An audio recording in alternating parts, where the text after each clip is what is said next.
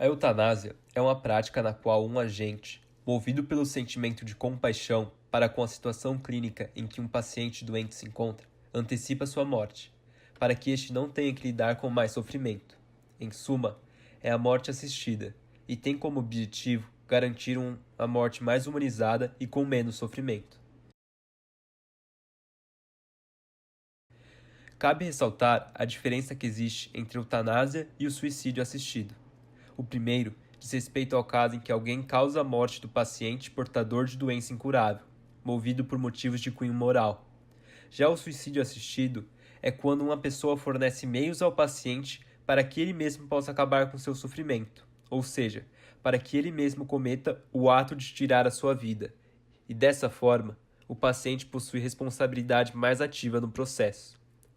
Além disso, existe uma variação da eutanásia, a ortotanásia, que se configura pela não interferência médica em quadros de pacientes terminais, que dependem de medicamentos ou de aparelhos para sobreviver.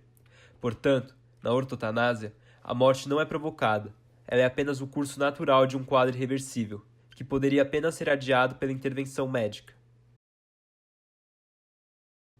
A eutanásia ainda gera muito debate no mundo inteiro. O principal argumento a favor da prática é de que se o prolongamento da vida de alguém significa sofrimento prolongado, o indivíduo deve ter o poder de terminá-la, se desejar. A eutanásia estaria, portanto, relacionada ao direito de escolha do paciente, com respeito à sua decisão de terminar com sua vida, sem a interferência de quem não conhece seu estado de saúde. Por outro lado, um dos principais argumentos contra a eutanásia é que se trata de tirar a vida de alguém, o que não difere muito de um assassinato. Esse argumento se reforça na afirmação de que pessoas emocionalmente abaladas por conta da sua condição de saúde poderiam tomar decisões precipitadas, levando a mortes que poderiam ser evitadas. Outra questão importante nesse debate é a responsabilidade ética dos médicos e profissionais da saúde. Espera-se que eles façam o possível para que o paciente continue vivendo. Portanto, a prática da eutanásia contradiz valores médicos e éticos pregados por diversos profissionais da área. Não suporto mais meu corpo. Não tenho descanso. É algo tão terrível que não posso descansar, nem de dia, nem de noite. Diz Paula Dias, 19 anos, sofria de doença degenerativa sem diagnóstico claro. No tengo descanso. Es algo tan terrible que no pueda descansar, ni de día ni de noche. Que les suplico con toda mi fuerza que me venga a ver, porque ya no puedo más esperar, no comprendo. No puedo comprender si hemos hecho de todo y sigo luchando para que ella me escuche. ¿Por qué no puede saber lo que me sucede si yo soy la que estoy sufriendo? Solo pido descanso. He llegado, le suplico que me dé la eutanásia. Fico indignado de ter de morrer clandestinamente, disse José Antônio Arrabal. Sofria de ELA, esclerose lateral amiotrófica, cometeu suicídio porque queria decidir em que momento deixar de viver. Cuando te diagnostican la ELA, te están dando la sentencia de muerte tal cual. Yo voy a hacer un suicidio asistido que si fuera médicamente, aquí habría un doctor que me habría recetado la medicación y yo me la tomaría y moriría dulcemente. De esta forma lo tengo que hacer por mi cuenta. Entonces me parece indignante que en este país no esté legalizado el suicidio asistido y la eutanasia. Recuerda, hoy soy yo, pero en un futuro pueden ser tus abuelos, tus padres, tus hermanos, tus hijos, tus nietos o tú. Piénsalo. Vale. Bueno.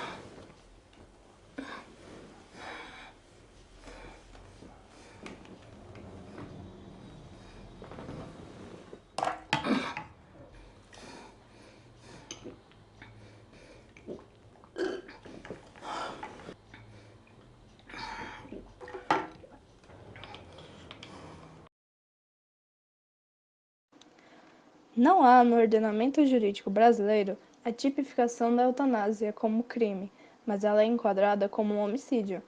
Ela pode também ser classificada como auxílio ao suicídio, mas para que isso ocorra, é necessário que o paciente solicite ajuda para morrer, segundo o artigo 122 do Código Penal. O Código de Medicina considera a prática antiética. Por outro lado, a ortotanásia é aceita pelo Conselho Federal de Medicina desde 2010. Também cabe observar que o parágrafo 1º do artigo 121 do Código Penal prevê uma diminuição da pena àqueles que, por motivos de relevante valor social ou moral, ou sob domínio de violenta emoção, cometeram homicídio a pacientes terminais. A eutanásia é, portanto, um caso de homicídio privilegiado, porque quem o comete recebe perdão de parte da pena.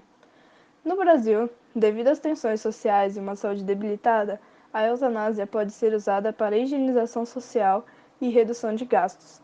Para os contrários à prática, as principais consequências da liberação serão: primeiro, a destruição da relação médico-doente, que é a base da medicina, pois a tradição hipocrática obriga que os médicos estejam do lado da vida, lutando contra as doenças que, nas suas formas mais graves, podem conduzir à morte. Portanto, compreende-se que aquele que deveria tudo fazer para nos salvar, não pode, ainda que a nosso pedido, agir no sentido de nos tirar a vida. Porém, com a eutanásia, ficará sempre uma dúvida na mente do doente. Quando é que o médico irá desistir de me tratar e capitulará na luta contra a doença? Segundamente, o risco do fenômeno rampa deslizante, que ocorre quando um ato particular, aparentemente inocente, quando tomado de forma isolada, pode levar a um conjunto futuro de eventos de crescente malefício, ou seja, algo que é apresentado como sendo raro e, para casos excepcionais, transforma-se rapidamente num fenômeno comum e cada vez mais generalizado. Tomemos o exemplo da Holanda. Entre 2009 e 2015, houve um aumento de 50% do número de eutanásias praticadas no ano. Em 2015, foram praticadas 5.516 eutanásias, o que dá uma média de 15 eutanásias por dia. Em terceiro lugar, a legalização da eutanásia abriria as portas para a eutanásia passiva, que abreviaria a vida de muitos idosos pela recusa de um tratamento indispensável, por motivos economicistas e de poupança, pois para alguns é justificável a eliminação da vida dos mais débeis, dos deficientes e dos doentes terminais, não havendo justificação para continuar a gastar dinheiro público nos casos incuráveis. Portanto, o Estado poderá restringir os tratamentos mais inovadores e dispendiosos à população mais idosa ou com doenças incuráveis. Em quarto lugar, a coação moral para que os doentes terminais solicitem a eutanásia irá ocorrer forçosamente, pois com a legalização da eutanásia surgirá uma enorme pressão sobre aqueles que, por qualquer motivo, possam sentir-se como uma carga para os familiares ou para a sociedade. Deste modo, dissemina-se a desconfiança e o temor junto dos idosos e de todos os doentes graves.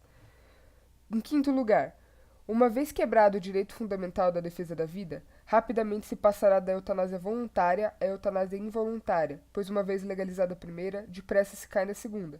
Muitos doentes com doenças graves ou incuráveis tornam-se vítimas vulneráveis, já que perdem a capacidade de se defenderem e de expressarem a sua vontade.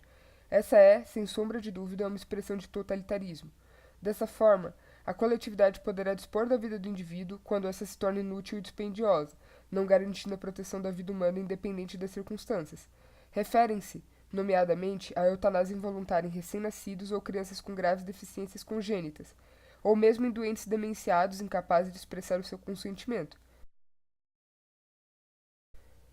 Já sabe-se que o Brasil não permite a eutanásia, apesar de encará-la como homicídio privilegiado.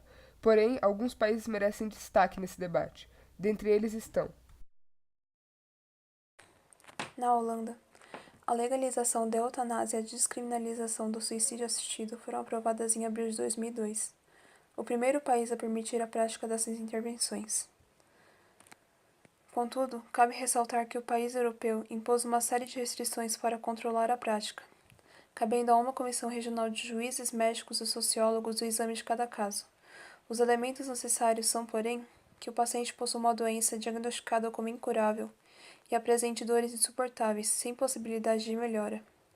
Além disso, o paciente deve fazer essa decisão ainda lúcido e é necessário o parecer de um segundo médico sobre o assunto. A idade permitida para a realização da intervenção é a partir de 12 anos. Porém, até os 16, ela só pode ser realizada com o aval da família.